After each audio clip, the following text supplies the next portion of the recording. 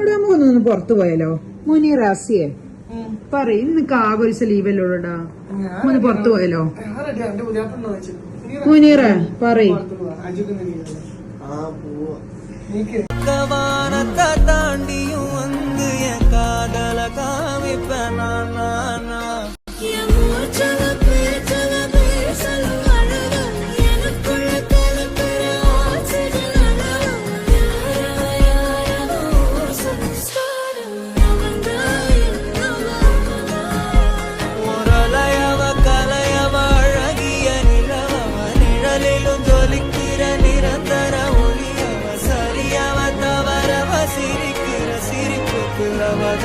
காரணம்